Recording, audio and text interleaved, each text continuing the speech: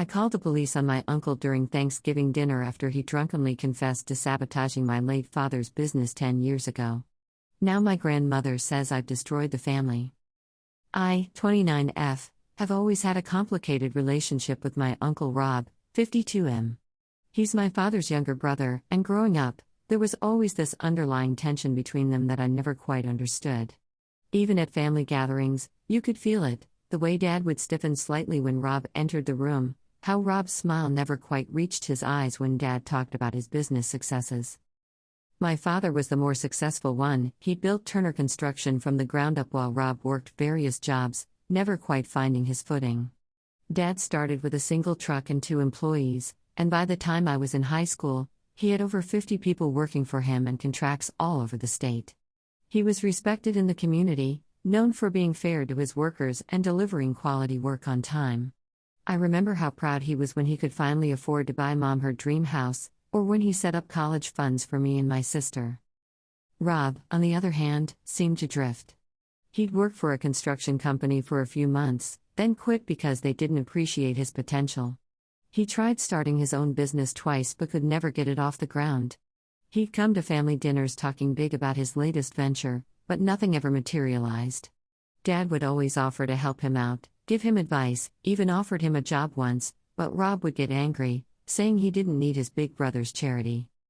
10 years ago, everything changed.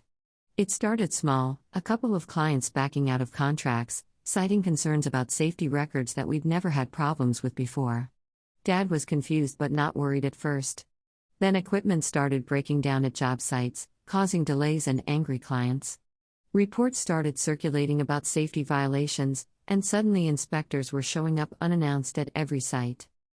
I remember sitting at the kitchen table one night, hearing Dad on the phone trying to calm down a major client who'd just canceled a $1 million contract. Mom was stress baking, something she always did when things got bad. The house smelled like chocolate chip cookies, but nobody felt like eating them. Within 3 months, Dad had lost half his clients. Workers started quitting, worried about the company's stability. Banks wouldn't extend credit because of the rumors. I'd never seen my father look so old as he did during those months. His hair seemed to turn gray overnight, and the confident stride I'd always admired became a tired shuffle. The day he filed for bankruptcy, he called a family meeting. He sat us down, Mom, me, and my sister Sarah, and apologized.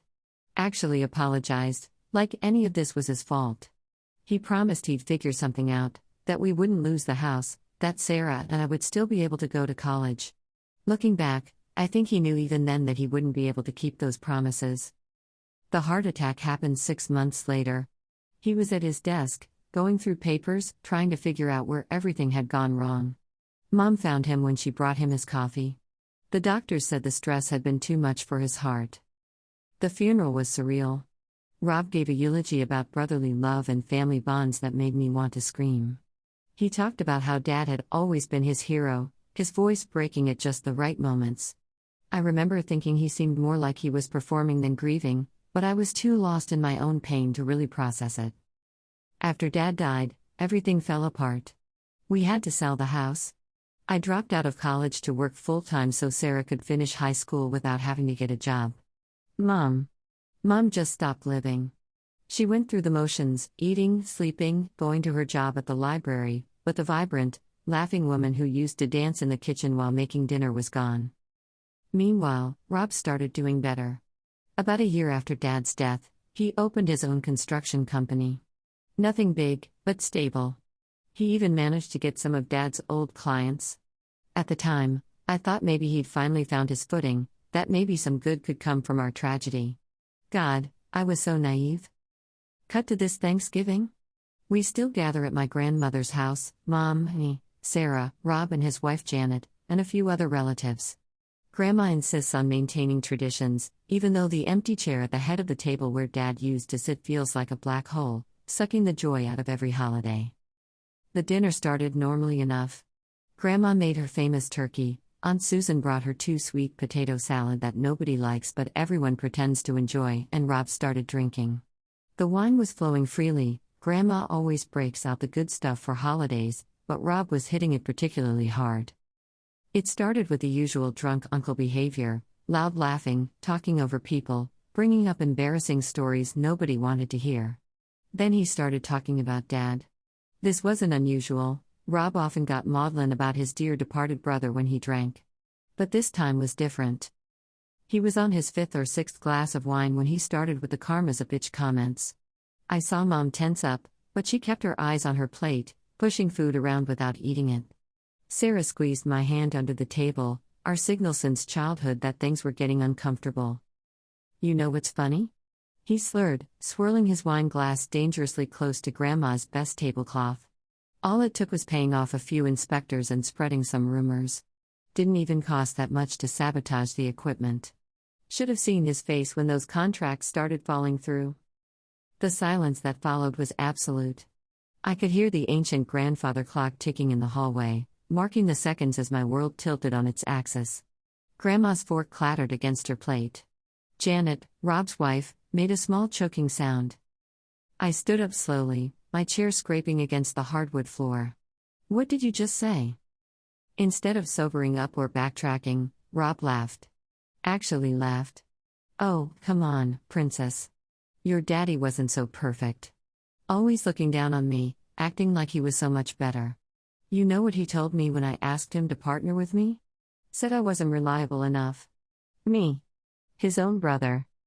He took another drink, sloshing wine onto the tablecloth. All those clients he stole from me over the years. They should have been mine. I just took back what was owed to me. Wasn't hard either. Few thousand to the right people, some creative paperwork, a little mechanical trouble here and there. I walked out of the dining room on legs that felt like they were made of glass. In the kitchen, my hands shook so badly I could barely unlock my phone. I called 911 and reported everything, my voice surprisingly steady despite the roaring in my ears. When I returned to the dining room, Rob was still talking, explaining to our horrified family how he'd orchestrated everything. How he'd paid someone to tamper with the brake lines on Dad's excavator, leading to an accident that had injured one of the workers. How he'd bribed inspectors to find violations that didn't exist. How he'd spread rumors among Dad's clients about financial improprieties. I did you all a favor, he was saying. He needed to be taken down a peg. Nobody's that perfect. Nobody gets to be that successful without. The police are on their way, I interrupted. My voice sounded strange to my own ears, calm and distant. I've reported everything you just said.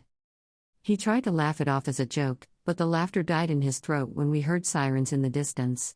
Janet burst into tears. Grandma started praying under her breath. Sarah stood up and moved to stand beside me, her shoulder touching mine in silent support. The police arrived within minutes. They took statements from everyone present. Rob tried to claim he was just drunk and talking nonsense, but several officers had heard his continued confession through their body cameras when they arrived.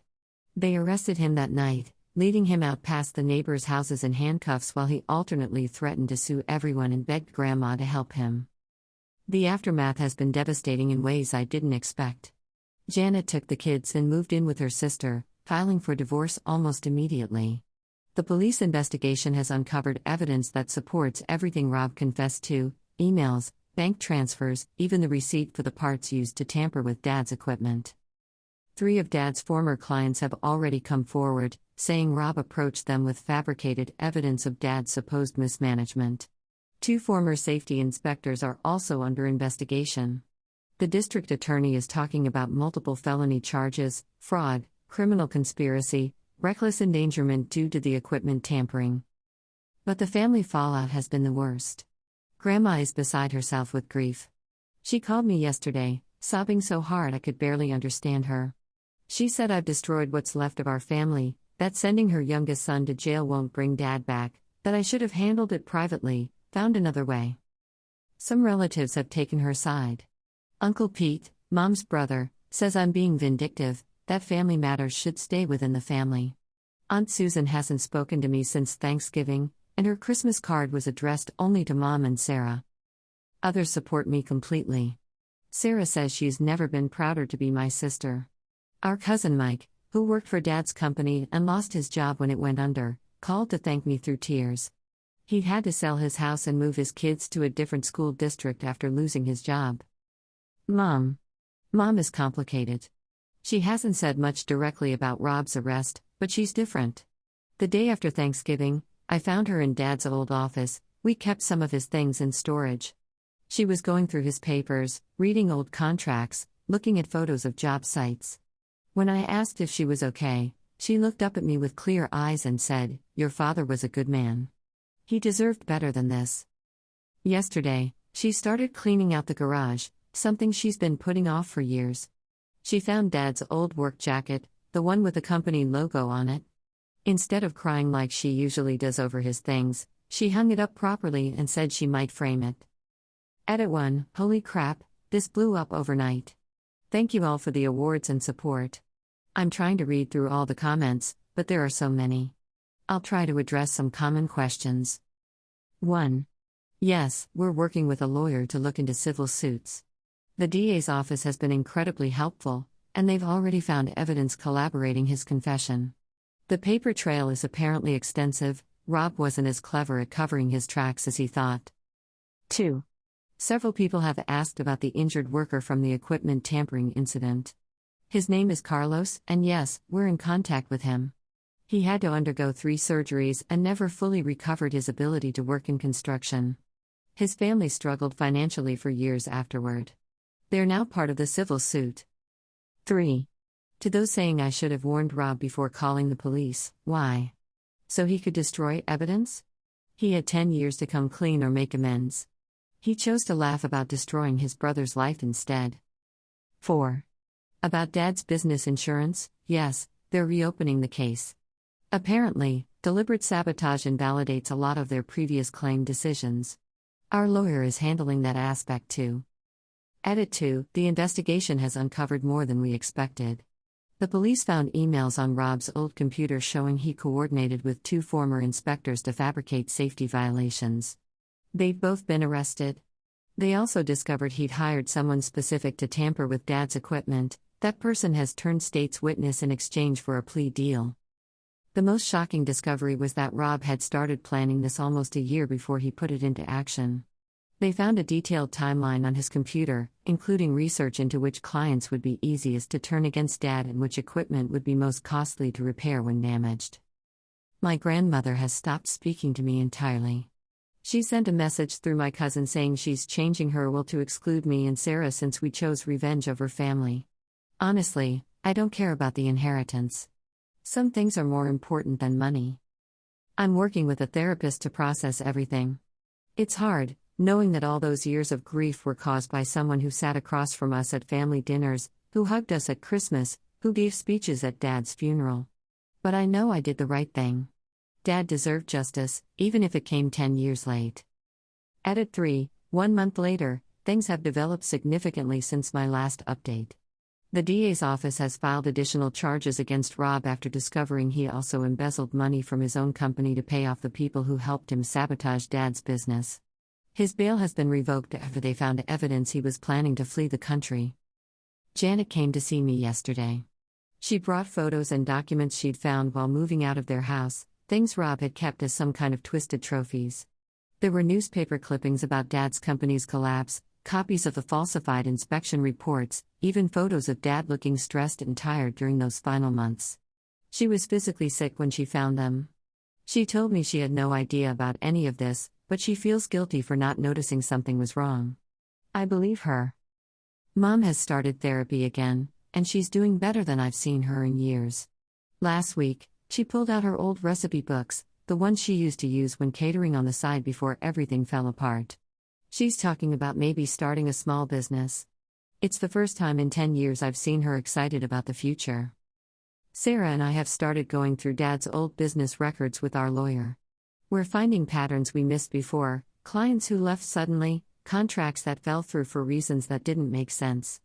It's like putting together a puzzle in reverse, seeing how methodically Rob destroyed everything Dad had built. Final edit. My post has been shared on several platforms, and news outlets have reached out for interviews. I've declined them all. This isn't about publicity, it's about justice. My lawyer advised me not to speak publicly about the case while it's ongoing anyway. To everyone who's shared similar stories of family betrayal, I'm so sorry you've gone through this too. And to those saying I'm brave, I don't feel brave. I just couldn't let him get away with it once I knew the truth. Sometimes doing the right thing hurts like hell, but that doesn't make it any less right. The preliminary hearing is next week. Rob's lawyer has already approached us about a plea deal, but the DA thinks we have a strong enough case to go to trial. Either way, the truth is finally coming out, and that's what matters most. I probably won't be updating this post again. The case is moving forward, and I need to focus on healing and supporting my mom and sister. To everyone who has offered support and validation, thank you. It means more than you know. Final update. It's been 6 months since my original post, and I felt I owed you all one final update. Rob took a plea deal last week. 20 years. He'll serve at least 15 before possibility of parole. The DA said it was one of the most clear-cut cases they'd ever prosecuted, thanks to all the evidence they found on his computer and the testimonies from his co-conspirators. The civil suit was settled out of court. Most of the money is going to Carlos, the injured worker, and is setting up a trust for Dad's former employees who lost their pensions when the company went under. Mom insisted on it.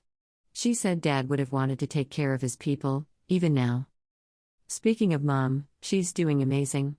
Her catering business is taking off. Last week, she catered a wedding and actually laughed when she told me about it. Real, genuine laughter. I hadn't heard that sound in 10 years. Grandma passed away last month. She never spoke to me again after Rob's arrest, but she left me a letter. Just 3 lines, "Your father was the better man. I was wrong to defend Rob. I'm sorry I couldn't say this while I was alive. Sarah and I were both written back into the will, but we're donating our share to a foundation that helps families affected by white-collar crime. Janet and the kids have moved to Oregon for a fresh start. She sends updates sometimes. The kids are in therapy and doing better away from all the drama here. As for me, I finally went back to college. Starting my junior year this fall, majoring in business ethics. Dad would have appreciated the irony. Sometimes I drive by our old house, the one we had to sell after Dad died. The new owners painted it blue, Dad's favorite color. I like to think that's not a coincidence. Last night, I found Dad's old leather wallet while cleaning out some boxes. Inside was a photo of all of us at my high school graduation, taken just months before everything fell apart. Looking at our smiling faces, I realized something. Rob didn't just steal Dad's business that day, he stole our future, our trust, our family's joy. But by exposing the truth, we've finally started to get some of it back. I won't be posting any more updates. This chapter of our lives is finally closing. Thank you all for your support throughout this journey. You helped me stay strong when I needed it most.